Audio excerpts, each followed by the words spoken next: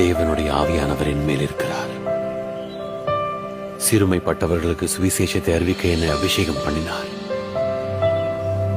சிறைப்பட்டவர்களுக்கு விடுதலையையும் கட்டுண்டவர்களுக்கு கட்டவிழ்த்தலையும் கூற அனுப்பினார்.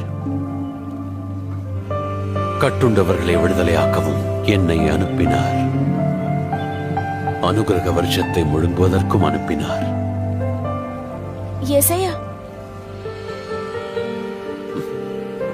ஏசாயா, உங்க கூட நேரத்தை செலவிட்டது ரொம்ப சந்தோஷம். நீங்க எல்லாரும் ரொம்பவே விசேஷமானவங்க.